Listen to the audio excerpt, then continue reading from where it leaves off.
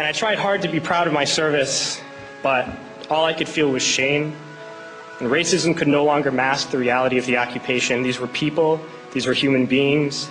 I've since been plagued by guilt anytime I see an elderly man, like the one who couldn't walk, who we rolled onto a stretcher and told the Iraqi police to take him away.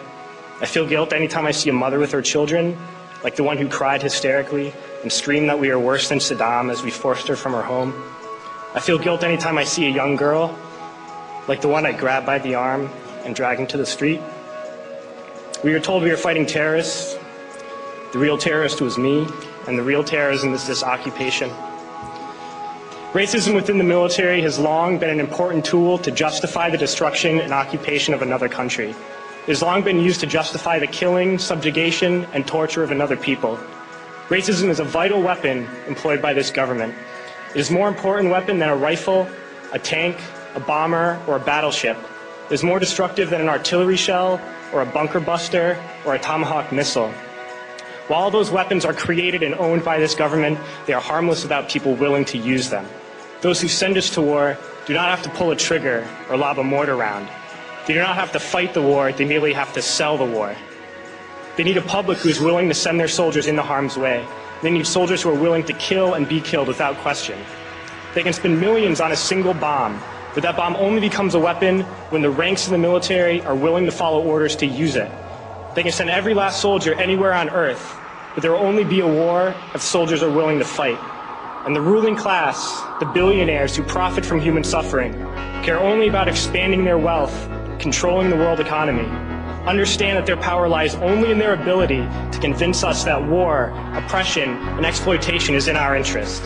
They understand that their wealth is dependent on their ability to convince the working class to die to control the market of another country.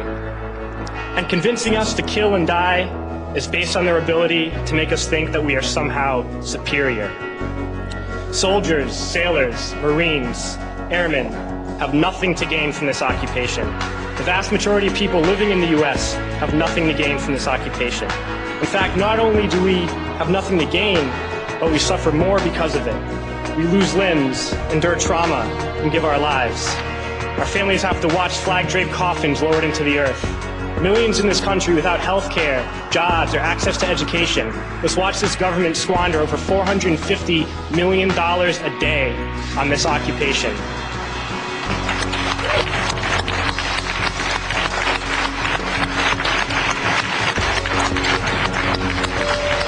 Poor and working people in this country are sent to kill poor and working people in another country to make the rich richer.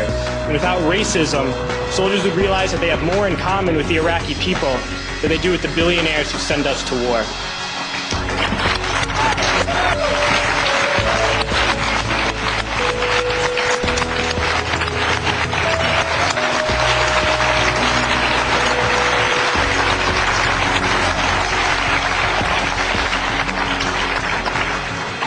I threw families onto the street in Iraq, only to come home and find families thrown onto the street in this country, in this tragic and unnecessary foreclosure crisis. We need to wake up and realize that our real enemies are not in some distant land. They're not people whose names we don't know and cultures we don't understand. The enemy is people we know very well and people we can identify. The enemy is a system that wages war when it's profitable. The enemy is the CEOs who lay us off from our jobs when it's profitable. It's the insurance companies who deny us health care when it's profitable. It's the banks who take away our homes when it's profitable. Our enemy is not 5,000 miles away. They are right here at home. If we organize and fight with our sisters and brothers, we can stop this war, we can stop this government, and we can create a better world.